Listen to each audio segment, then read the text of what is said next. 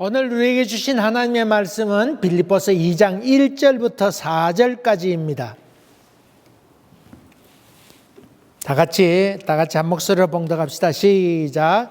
그러므로 그리스도 안에 무슨 권면이나 사랑의 무슨 위로나 성령의 무슨 교제나 긍휼이나 자비가 있거든 마음을 같이하여 같은 사랑을 가지고 뜻을 합하여 한 마음을 품어 아무 일에든지 다툼이나 허용으로 하지 말고 오직 겸손한 마음으로 각각 자기보다 남을 낮게 여기고 각각 자기 일을 돌아볼 뿐더러 또한 각각 다른 사람의 일을 돌아보아 나의 기쁨을 충만하게 하라. 아멘. 다 같이 아멘. 오래간만에 우리 찬양을 했는데 너무 어려워서 참 따라 부르기가 힘이 듭니다. 그렇죠? 저만 그런 거예요? 다영만은 좀 어때요? 찬양을 늘 들으니까 저런 건 신세대 사람이에요. 근데 저는 참 많이 어려웠어요. 그래, 이게 따라 불러야 되나 말아야 되나 그런 갈등을 하면서 살며시 악한 영이 역사해가지고는 짜증이 나려고 좀 그러기도 했어요. 그러나 열심히 어쨌든 가사에 몰두하면 참 좋은 가사였어요. 그죠? 가사였는데 이 악한 것이 역사하는구나. 그렇게 생각했습니다. 오늘은 사실 우리 이인수 목사님께 설교해야 되는데 태연이 친구가 집에 왔댔대요. 잠깐. 그랬는데 1시간 정도 같이 밥도 먹고 이렇게 했는데 돌아가서는 코비드 검사했더니 코비드를 했다나 양성을 했나. 그래 지금 현재 성현이, 태연이, 사모님, 아드님, 목사님 다 따로 방에 이렇게 했는데 그게 결과가 좀 닷새 정도 지나야 이게 좀 나온다네요. 확실한 결과는. 그래 물론 나오셔도 되지만은 그래도 우리 이 목사님 때문에 또 다른 사람 혹시 전염될까 그래서 절제하고 지금 계십니다. 내일쯤 아마 더 정확하게 결과 나오는데 별일 없겠죠. 물론 별일 없는데 그래도 조심하는 게 좋겠다 그래서 제가 오늘 나왔습니다. 오늘 말씀 한번 들어갑니다. 빌립보서 2장 1절부터 4절까지입니다. 오늘 제목이 뭐예요? 설교 제목이 자기의 자화상을 그리라. 여러분 자화상을 한번 그려본 적 있으세요? 자기를 한번 그려본 적 있냐고. 정다해. 자기를 그려본 적 있어요? 그려본 적 있답니다. 어떻게 한번 보여줄 수? 지금은 없고. 좋아요. 그림도 좋고, 또 글도 좋아요. 자화상이라 꼭 그림을 그려야 되는 것만 아니잖아요. 또 그걸 음악적으로, 자기 마음을 음악적으로 표현하고, 요즘 랩하는 것도 다 그런 거 아니겠어요? 그런 것도 좋겠고.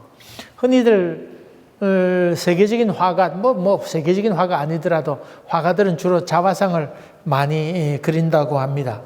여러분이 잘 아는 고호 같은 경우에도 자화상이 많아요. 저 여러 개를 보았으면 자화상을 많이 그려요. 자화상 그리지 않더라도 여러분 화장실 가서 여자들 화장실 가서 아침에 일어나서 이거 뭐예요? 이거 막 긋기도 하잖아요. 그러면서 뭘 쳐다봐요? 거울을 보는데 이거 올라갔네 내려갔네 이것만 보지 말고 자기 심령을 좀 들어볼 수 있어야 되는데 어때요? 그렇게 권 집사님은 그렇게 화장하면서 그렇게 생각합니까? 그렇게 생각하면 그림을 그리면서도 이 화가죠. 자기 여자들은 날마다 화가예요. 근데 어쨌든 그리면서 자기의 자화상을 보게 된다. 대학 입학 시험 볼 때에 그림을 그리면서 과제로 입학 시험 보는데 과제로 자화상을 그려라. 그런 경우도 있다고 하는 걸 내가 들었습니다. 일본 같은 경우에는 3일 동안 맨 마지막 시험 때에 3일 동안 1차, 2차, 3차 걸쳐서 하는데 1차, 2차 지난 다음에 3차 할 때는 자기의 자화상, 유화면 유화, 뭐 이렇게 하면서 자기 전문 분야에서 자화상을 그립니다. 근데 그 자화상 그리라고 하는 것이 꼭 거울은 준대요. 다 모를 거 아니에요. 그냥 거울을 주는데 자기 얼굴만 그리는 것 아니고 어떤 사람은 자기 마음대 자기 가슴을 그리고는 구멍 난 가슴을 그리는 경우도 있고, 그렇죠? 자기의 심정을 그리는 경우 있고, 또 어떤 학생은 자기 얼굴을 이렇게 한 10등분해서 그려가지고는 다 다른 각도로 그리면서 자기 마음, 이 부분에는 밝은, 여기서 여기까지는 밝은 모습, 여기까지는 자기 어두운 면, 또 명암을 통해 이렇게 하면서 자기를 나타내는 경우 있고, 자기 속에 뭐가 있는가, 그런 것을 나타내는데, 뭐 어떤 사람은 누드, 벌거벗고는 자기 모습 보고는 그림 그리지만은 중요한 것은 그 어떻게 그리냐고 하는 것보다는 자기 내면을 어떻게 표현하냐는 이야기겠죠. 고상하고 아름다운 자기가 있지만은 반대로 다툼과 허영으로 가득 차 있는 자기의 모습, 또 사랑과 국률의 모습도 있지만은 반대로 시기와 이기적인 마음으로 가득 차 있는 자기의 모습, 그것을 표현하면서 나의 본래 모습 누구인가, 나는 본래 누구인가, 그런 주제이기도 합니다. 오늘 사도 바울은 은혜를 주신 것은 우리에게 믿음을 갖게 하는 것이다. 그리고 고난도 받게 하는 것인데 그것은 우리에게 주어진 하나님의 놀라운 특권이다. 그 얘기를 하면서 장차 우리에게 고난이 임할 것이다. 왜냐하면 내가 지금 옥에 갇혀 있는 것도 바로 그런 현상이고, 또 내가 빌립보 교회에 너희들과 같이 있을 때, 내가 옥에 갇혔을 때도 그런 고난을 너희들이 보지 않았느냐.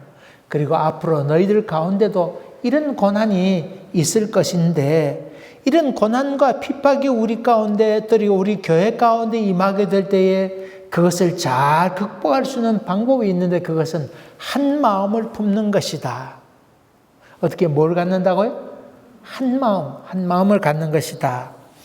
그러면서 이 오늘 본문 말씀 가운데 교회가 해야 할 일 가운데 그리스도 안에서 무슨 권면 나오지요? 또 사랑의 무슨 위로 나오지요? 또 그 다음에 성령의 교제하심, 교통하심, 그리고 국률이나 자비, 이런 것들이 교회 안에서 잘 행해져야 하는 것이다. 그렇게 얘기하면서 다툼과 허영으로 그런 일을 하게 될 때에 결국은 분열과 상처만 남게 되어서 하나가 되지 못하게 된다. 그것을 얘기하고 있습니다. 다시 말하면 다툼과 허영은 다 이 교만에서 그런 것인데, 겸손히 자기를 낮추면서 보게 될 때에 교회가 일치를 가져오게 된다.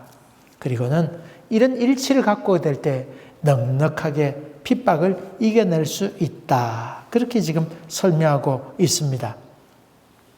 이 빌립보 교회는 기쁨의 서신, 빌립보서는 기쁨의 서신이라고 그랬습니다. 다시 말하면 사도 바울이 감옥에 있었지만은 기쁨과 은혜가 충만해서 지금 빌립보 교회에 편지하게 되는데, 물론 사도 바울이 그런 감옥에 있으면서 기쁨과 은혜가 충만했다고 하는 것도 이유가 되지만은, 누구를 생각해 볼 때에 그런 은혜가 더 마음에 넘쳤다. 빌립보 교회에 있는 사람을 생각하게 될 때에 더 기쁨이 넘쳤다고 하는 것입니다. 위로가 넘쳤다고 하는 것입니다. 이 빌립보 교회는 선교도 잘하는 교회였습니다. 또 선교했을 뿐만 아니라 헌금도, 사도 바울이 그 마게도니아 지방에 가서 빌립보 교회가 이렇게 세워지게 됐는데, 그가 가서 복음을 전한 이후로 계속해서 선교 헌금을 보내왔던 유일한 교회가 빌립보 교회였습니다. 다시 말하면 처음에 가졌던 생각을 계속해서 가지면서 이런저런 사도 바울에 대해서 좋지 않은 소문도 많이 나고 이런저런 일들도 많이 있지만, 그럼에도 불구하고 이 빌립보 교회는 사도 바울에 대한 사랑을 여전히 가지면서 사람도 보내오기도 하고, 감옥에 갇혔을 때에 헌금도 보내오고 사람도 보내와서 이 사도 바울에게는 크나큰 위로가 되었다고 하는 것입니다. 그런데 이런 자랑스러운, 많은 사람에게 소개할 만한 그런 자랑스러운 교회임에도 불구하고 좀 부족한 점이 있었는데, 아쉽게도 그 교회 안에 일하는 사람들 가운데는 조금의 분열이 좀 있었던 것 같습니다. 다툼과 허용으로 일하는 사람이 그 가운데 있어서 분열의 씨를 거기서 갖고 있었다고 하는 것을 알 수 있습니다. 다툼과 허용, 이거 참 그 공동체를 파괴하는 그런 요소이기도 하죠. 근데 한번 봅시다. 우리 며칠 전에 제가 설교하면서 사도 바울이 복음을 전하는데, 어떤 사람은 사도 바울을 사랑하는 마음에서 아이고 전도해야지 이런 마음 가졌지만은, 어떤 사람들은 사도 바울을 시기하는 마음에서 아이고 사도 바울 그 옆에 있는 사람들 꼴 보기 싫으니까 내가 더 열심히 해야지, 이렇게 해서 다툼으로 아니면 시기하는 마음으로 복음을 전하는 사람도 있었다고 그랬죠. 교회 안에 그런 사람이 있었습니다. 아주 여러분, 이단에 속한 사람이 열심히 아니에요. 더 열심입니다, 여러분. 더 정치적이고. 요번에 뭐 신천지나 뭐 그런 사람 있잖아요. 그거 대단히 열심입니다. 얼마나 그렇게 해서 뭐 소식도 전해오기도 하고 구세주를 만나니 뭐 그따위 소리 하면서 정신없는 얘기를 하는데, 열심은 더 대단하죠. 여러분, 이단에 속한 사람이 열심은 더 대단합니다. 여호와의 증인 보셨죠? 우리도 좀 그렇게는 해야 되는데, 이게 참, 그런 그 이단적인 요소가 그런 많이 있어서 그랬는데, 사도 바울에게도 그런 어째 투기하는 마음으로 사도 바울을 시기하는 마음에서 전도하는 마음이 있었는데, 사도 바울은 그런 마음을 갖고 있는 사람들에 대해서 그럴바에 전도하지 마라 그렇게 했어요? 아니면 그래도 기뻐한다고 그랬어요? 사도 바울은 어떻게 기뻐하고 또 안 기뻐한다. 전파되는 것은 누구니까? 사도 바울은 전파되는 건 예수 그리스도니까 내가 기뻐한다 그런 얘기를 했어요. 이거 사도 바울이 넓은 가슴이었을까요? 물론 빨리 땅 끝까지 복음이 전파되어야 하기 때문에 사도 바울은 그런 임박한 종말 때문에 주님께서 곧 오실 텐데 복음이 땅까지 증거되었다는 생각 때문에 그것도 좋은 것이다. 전파된 것은 예수니까 그가 뭐 어떤 마음을 가져도 좋다. 그런 얘기를 금방 했는데, 시기하는 마음으로 하나, 투기하는 마음으로 하나, 무슨 마음으로 하든지 전파된 건 예수니까 좋은 것이다 그랬는데, 오늘 여기 2장으로 넘어오면서 아니다. 그것 아니고 투기와 다툼과 허용으로 그렇게 하게 되면 안 된다.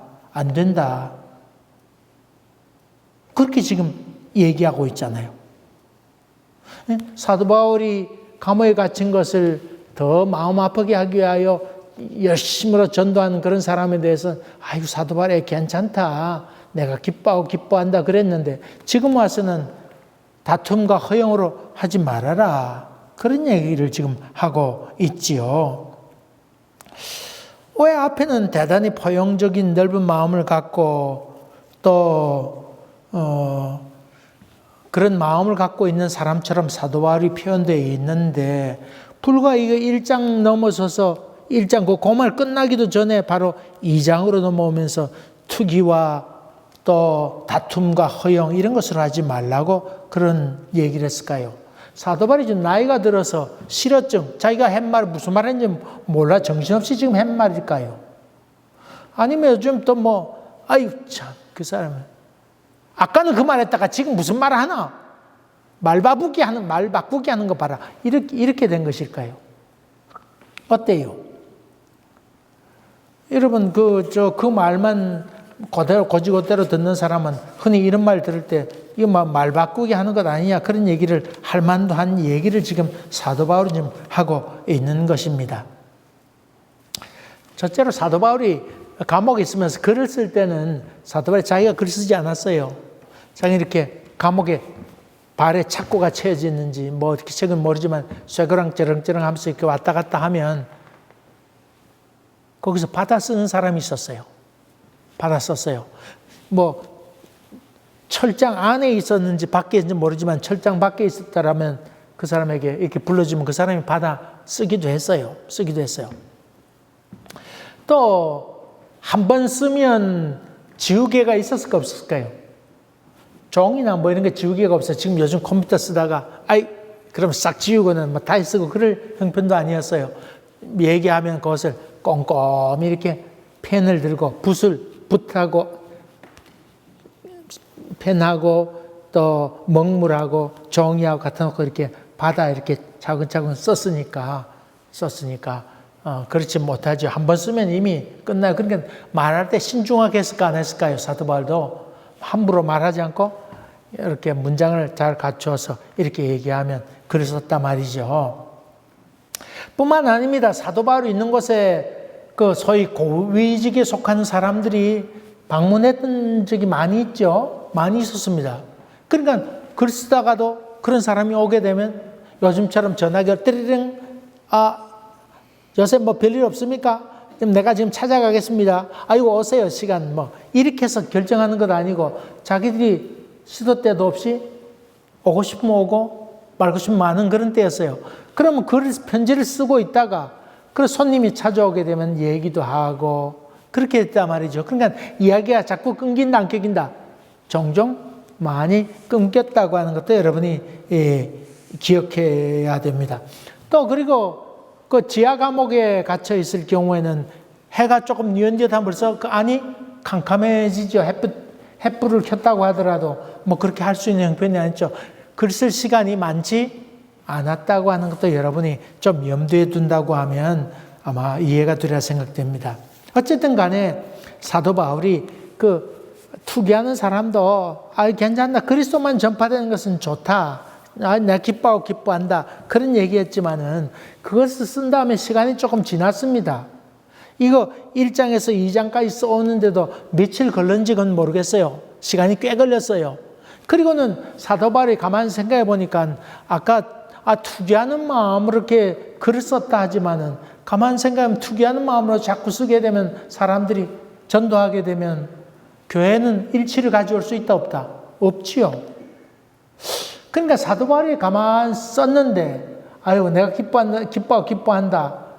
나는 이해가 되고 전도하는데 열심히 가는 건 참 좋겠다 생각 가졌지만은 아마 며칠 지나면서 그 말 조금 더 수정하고 좀 보완해야 되겠다. 아마 그런 생각 가졌겠죠. 앞으로 환난과 핍박이 있게 되면 하나가 되어 싸워야 되는데 그냥 뭐 투기하는 마음으로 전도하고 그런 것은 교회 안에서 유익하지 못하구나 하는 생각을 사도 바울이 가졌던 것 같습니다.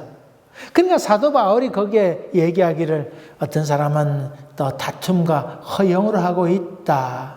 그렇게 되면 공동체가 깨어지기 쉬우니까 겸손하게 걸어가야 된다. 그것을 사도 바울이 아마 덧붙이려고 했던 것 같습니다. 투기로 전도하는 것 이해는 됩니다.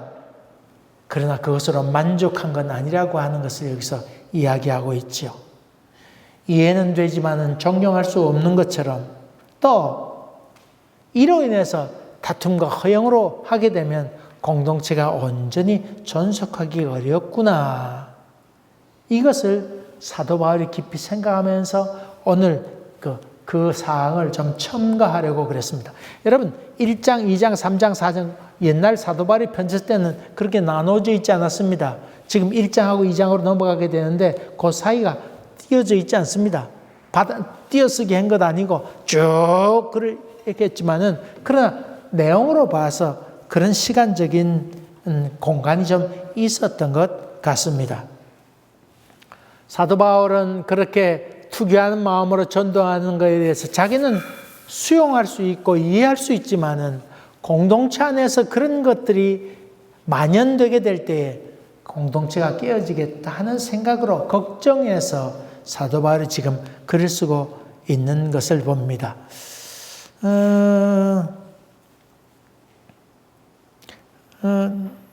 교회 다니는 분 가운데 이번 선거를 보면서 교회를 떠나겠다고 하는 사람이 꽤 있어요. 제가 아는 사람 중에 이번 선거 거치면서 내가 가르쳤던 제자 가운데에 사진 작가가 있는데 그 제주도에서 이렇게 유명한 작가로 활동하고 있습니다. 근데 그거 보니까 이제 난 페이스북도 닫고 이제부터는 글을 쓰지도 않겠다. 그렇게 했어. 또 제가 잘 아는 분, 대구에 있는 분인데 그분이 이제 나는 이제 교회 나가기 이제 떠나기로 작정했다. 그렇게 글을 써왔어요, 이번에. 그 왜 그러냐 그랬더니 뭐 다른 건 다 좋대요. 근데 무당하고 뭐 이렇게 신천지나 이런 거에 대해서 교회가 여러분 그 성경에 다른 건 다 용납되지만은 우상 숭배하는 것에 대해서는 그죠? 목숨 걸고 싸웠는데 교회가 다 침묵하고 왜 그러냐고 그렇게 얘기하면서 거기는 하나님이 없는 것 도무지 내가 지금까지 다녔지만은 교회가 없는 것이다. 참 희망이 없다. 뭐 누가 되든 좋지만은 교회가 대통령이 누가 되든 좋지만은 교회가 하는 꼴을 보게 되면 이건 도무지 하나님이 있다 없다. 왜 저들은 다 침묵하고 있는가? 말 못하고 있는 그런 부분에 대해서 정말 교회 안에 예수가 있는가? 그런 질문하면서 자기 이제 그만 다니겠다. 아주 열심히 있는 사람이에요. 아주 열심히 있는 사람인데 그런 글도 써왔습니다. 여러분은 어떤 때에 교회를 떠나고 싶을까요? 물론 뭐 코비드 과정을 겪으면서 교회도 안 나가도 괜찮네, 편안하네 이렇게 해서 안 나온 사람도 있겠지만은 흔히 교회의 어떤 위선적인 모습이나 그런 것을 보면서 거짓된 모습 그런 걸 보면서 떠나야 되겠다 그런 생각을 갖는 경우도 있지 않겠어요. 교회 안의 위선과 공허함 그런 것들을 보게 될 때에 이 위선과 공허함이라고 하는 것은 그 마음 가운데 누가 없어서 그런 거예요? 하나님이 없어서 나오는 생각 아니겠어요? 시기하고 질투하는 것도 그 마음에 하나님이 없어서 그런 것 아닙니까? 직분을 가진 사람이나 먼저 예수를 믿는 사람이나 목사나 아니면 뭐 그의 가정이나 여러 사람을 보건대 그 이중성 사람들 있는 데서는 믿음 있는 것 같지만은 얘기를 들어보면 하나도 믿음과는 거리가 먼 세속적인 얘기로 가득 차 있다고 그러면 이거 내가 믿어야 되나 그런 생각으로 인해서 깊은 실망감이 우리 가운데 있게 되고 그로 인해서 마음의 상처를 입고 교회를 떠나는 경우도 있습니다.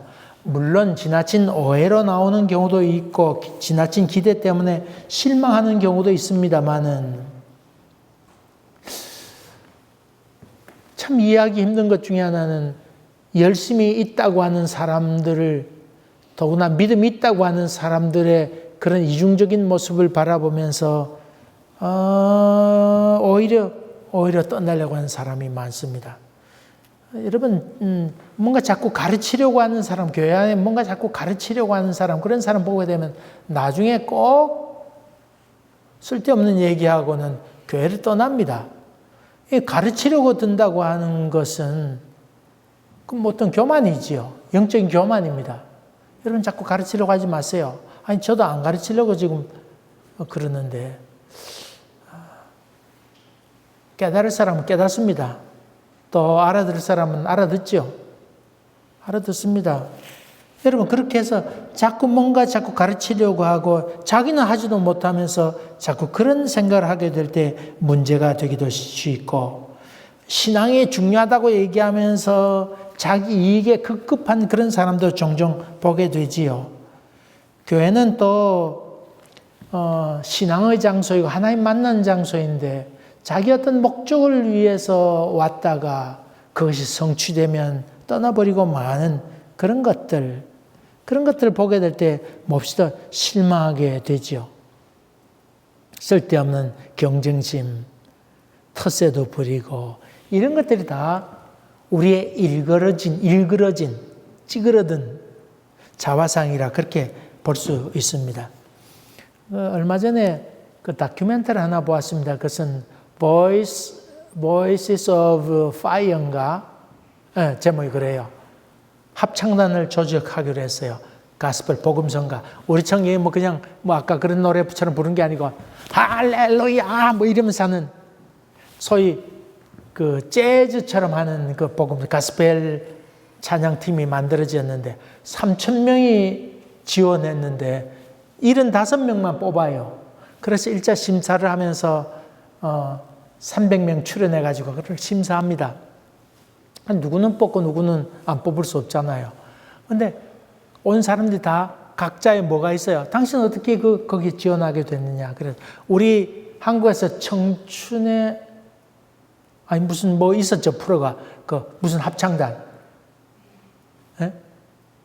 그런 것처럼 아마 한국 프로를 보고 그렇게 한 것인지 모르겠어요. 프로그램을 팔기도 하니까. 그렇게 해서 어쨌든 나름대로 자기가 이 합창단에 들어오게 된 이 사연을 얘기하고 있는데 근데 사연을 이렇게 하나하나 이렇게 많이 들으면서 느꼈던 것은 참 교회 안에는 여러 사연의 사람들이 참 많구나. 또 미국이란 사회가 참 험악한 사회로구나 하는 생각을 가졌어요. 왜냐하면 지금 한 40살 정도 되는 사람인데 자기는 인디안 마을에 입양돼 가지고 이렇게 간 사람 이야기. 입양돼. 백인인데 인디안 마을 입양돼 갔어요. 그러니까 거기서 피부색이 다르니까 잘 받아주었을까 안 받아주었을까요? 잘 받아주잖아요. 특별히 목사님 가정에 입양돼 갔는데도 그 원주민들이 잘 받아주지 않습니다. 그래서 이 노래했던 이 사람은 마음 깊은 상처를 받으면서 내가 과연 이 원주민들의 단원이 될 수 있는가 그런 고민을 해요. 자라면서 그런 고민하면 자랐다는 거예요. 어머니 아버지가 그 목사님 가정에 아주 극진하게 잘했지만은 그렇게 되지 못했다. 그런 얘기를 하고 또 어떤 가정 보니까 흑인인데 백인 가정에 이렇게 입양돼 와가지고는 그 아버지가 그렇게 엄마 아버지가 구타해가지고는 노상 핑문 들고 그렇게 하면서 그게 맞으며 사는 것이 그런 줄 알고 살았다는 거예요. 그러다가 누구를 만나요?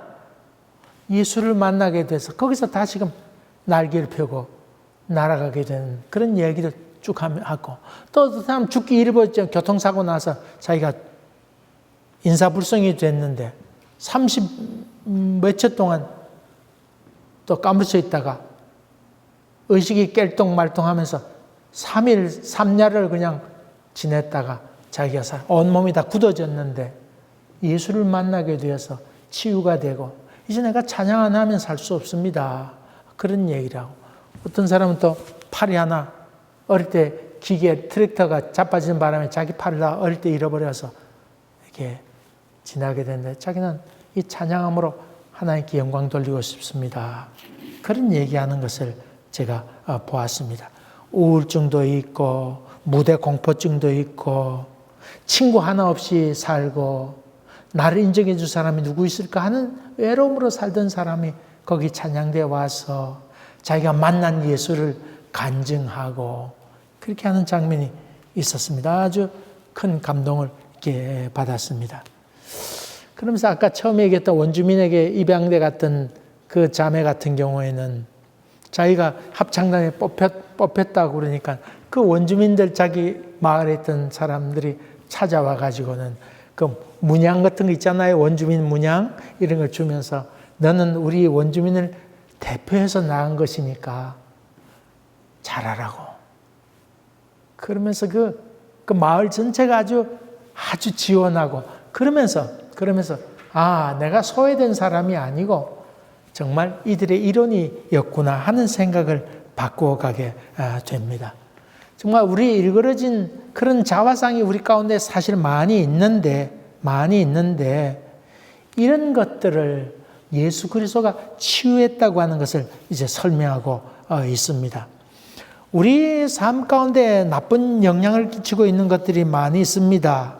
그것으로 본다 그러면 바로 우리 마음과 공허함, 그리고 위선, 투기, 또 다툼 이런 것들인데 이거 사실은 다 우리 마음 가운데 깊은 쓴뿌리가 또 있는 것이고 자라면서 생겨난 그런 것도 있고 또 반대로 외부적인 영향으로 인해서 이렇게 어려움을 겪는 그런 경우도 많이 있어서 이래저래 우리가 살아가면서 상처를 많이 받고 살아가게 됩니다. 여기에 대해서 사도 바울, 여러분 그때나 지금 2000년 전에 기록한 성경에 기록한 그때나 지금이나 사람이 달라지지 않았어요. 공동체가 달라지지 않았어요.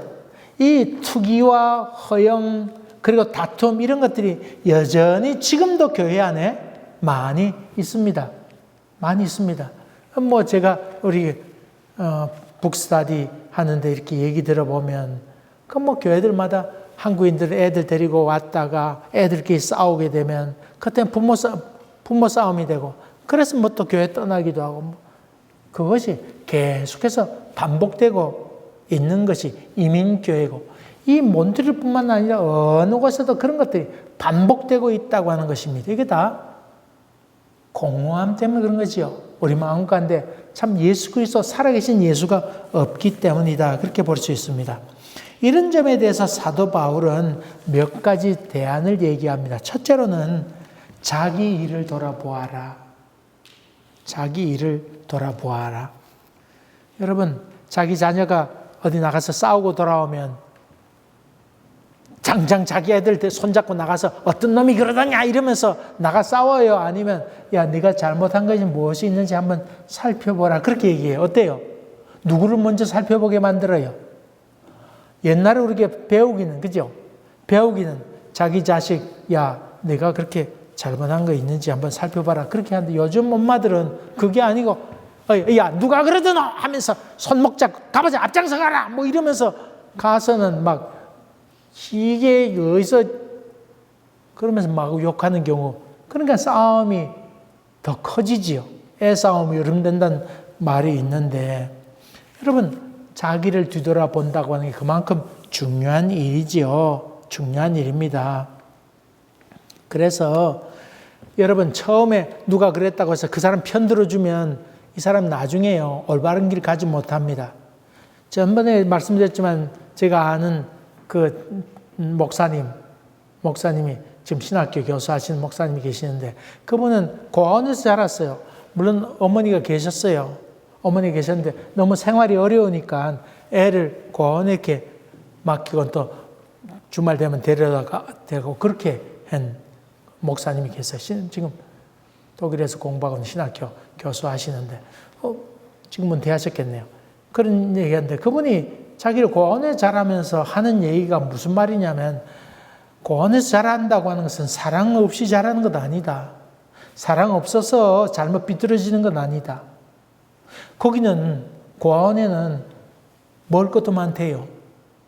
또 각처에서 뭐 가져오는 기부하는 것도 많대요. 옷도 많고 좋은 옷도 많이 들어온대요. 비싼 것들 선물도 많이 갖고 온대요.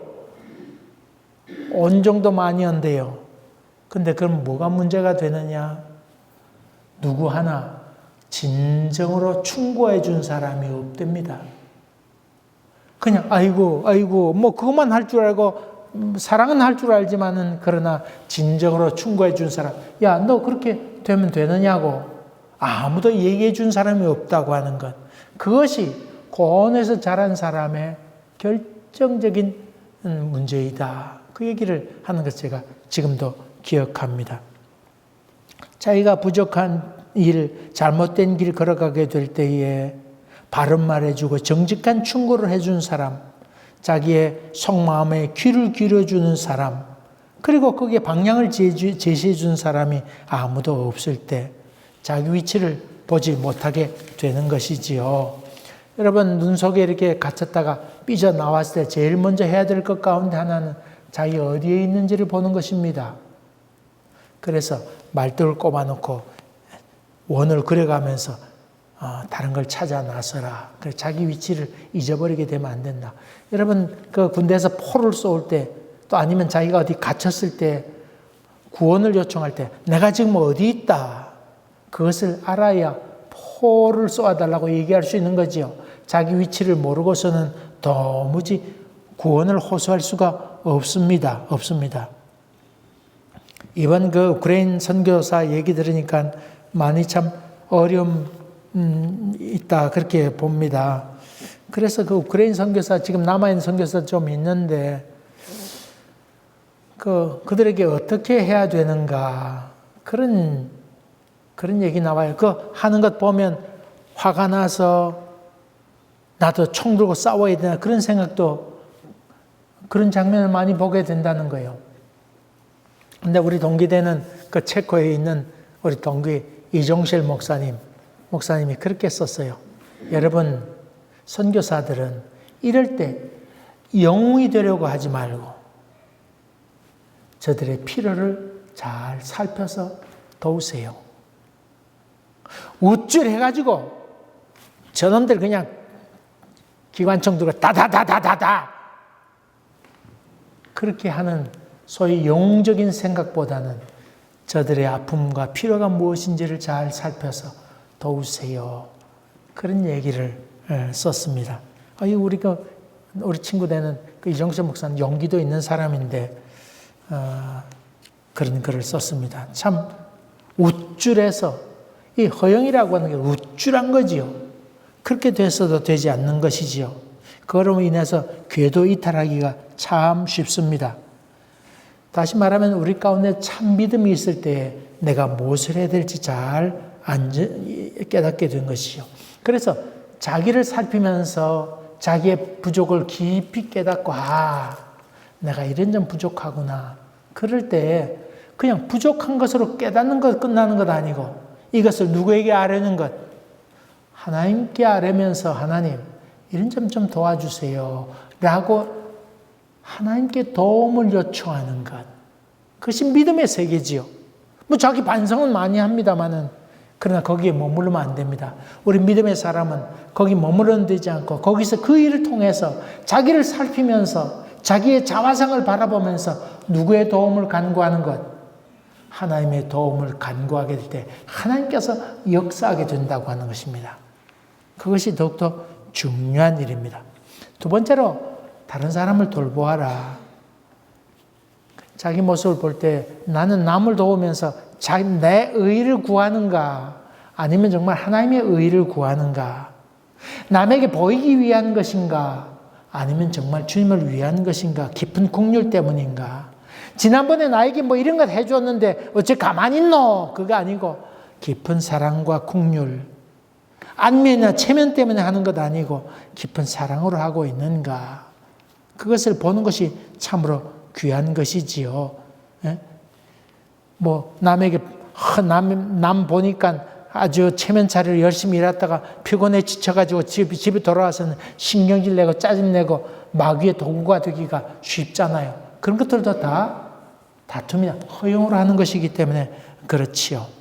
정말 우리가 위선으로 하는 것인지 진정으로 사랑해서 하는 것인지를 볼 수 있는 것이 참 중요한 일이지요. 천국에 가면 밥을 먹는데 숟가락이 아주 길답니다. 숟가락이 길어가지고는 손에 이렇게 붙어 있는데 숟가락이 길어서 자기 입에 넣으려고 하면 안 떠진답니다. 이 숟가락이 이만큼 기니까 암만 이렇게 해도 자기 입에 안 들어간대요. 그래서 지옥에는 다 그런 숟가락 주는데 지옥에는 자기 먹으려고 다 이러다 보니까 하나도 먹지 못하고 다 떨어뜨리고 마는데 천국에는 숟가락을 누구에게? 앞에 있는 사람에게 서로 먹여주니까 서로 맛있게 잘 먹고 있더라 하는 이야기입니다. 다시 말하면 남을 돕는 가운데 자기의 위치를 발견하게 되는 것이지요. 제가 그 전쟁사에 대해서 참 많이 지금도 종종 많이 봅니다. 2차 세계대전 때에 많은 희생이 있었는데 많은 희생이 있었던 그 이유 가운데 하나가 또 뭐냐 하면 각 나라가 먼저 독일, 베를린을 먼저 점령해서 승리의 깃발을 누가 꽂을 것인가 그것 때문에 기싸움도 하고 많이 해요. 또 러시아 같은 경우 러시아가 독일을 제일 많이 먼저 점령했죠. 2,400만 명이나 죽었어요. 소련이 그 당시 소련이었어요. 근데 보니까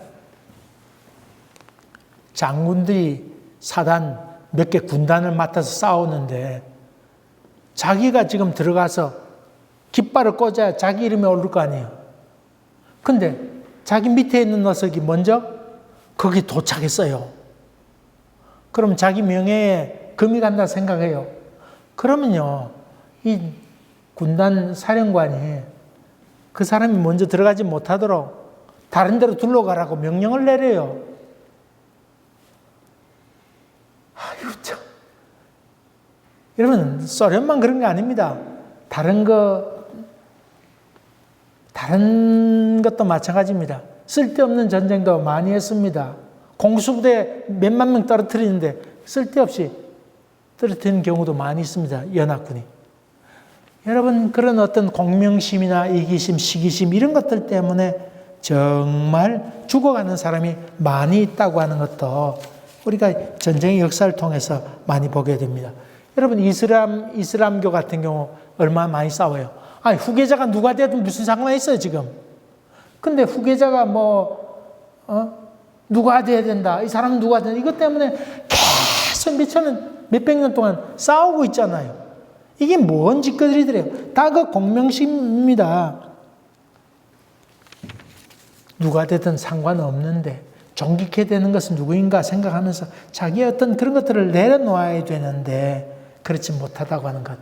여기에 대해서 사도 바울은 먼저 자기를 살피고 두 번째로 남을 돕고 세 번째로 나를 기쁘게 해라. 너희들이 잘해서 나를 기쁘게 한다. 나를 기쁘게 한다는 말은 사도 바울의 표현이지만은 누구를 기쁘게 하는 삶? 예수 그리스도를 기쁘게 하는 삶으로 살아가도록 해라. 어떻게 하면 하나님을 기쁘시게 할까? 그런 생각으로 살아가라. 그렇게 얘기하고 있습니다. 여러분, 내가 여기 있습니다. 내가 순종할 준비가 되어 있습니다. 그렇게 생각하면서 하나님 앞에 걸어가는 것이 얼마나 귀중한 일인지 모릅니다. 내가 비껴서면서 하나님께 영광 돌리려고 할 때 우리의 투기나 허영심이 사라져버리고 만다고 하는 것입니다. 나는 정말 어떤 존재인가? 난 쓸데없는 존재구나. 그게 아니고 그건 마귀적인 생각이고 내가 이런 것을 통해서 하나님께 영광 돌리는 삶을 살아야지. 이런 결단이 우리 가운데 있을 때 우리는 일치되고 단결해서 어떤 마귀도 넉넉히 이길 수 있다고 하는 것. 여러분, 이런 겸손한 마음, 예수 그리스도의 마음을 품고 믿음 가운데 든든히 서나가신 여러분 되시기를 주의 이름으로 간절히 기원합니다. 은혜로우신 아버지 하나님, 우리가 믿음 가운데 있는지 다시 보게 하시고 우리의 자화상을 그려보면서 정직하게 우리를 볼 수 있도록 도와주시옵시며 하나님의 도우심으로 살아가는 저희들 되게 하여 주시옵소서. 예수님 이름으로 기도하옵나이다. 아멘. 아멘. 사랑하는 교회 여러분, 오늘 밤에 잠들기 전에 여러분 자화상을 그리고 좋아요. 긍정적인 면도 있고 부정적인 면도 있을 터인데 한번 다 그려보세요. 그리고 주님의 도우심을 간절히 사모하고 기도하시면서 잠을 드세요. 하나님께서 새날을 주심을 더 깊이 느끼게 될 것입니다.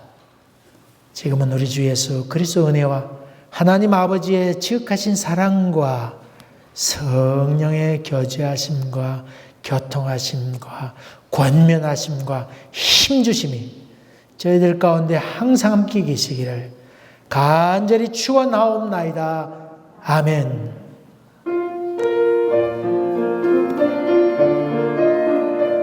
아버지, 우크라이나 주님께서 전쟁 멈추게 하여 주시옵시고 잘 치유되게 도와주시옵시며 우리 교회 가운데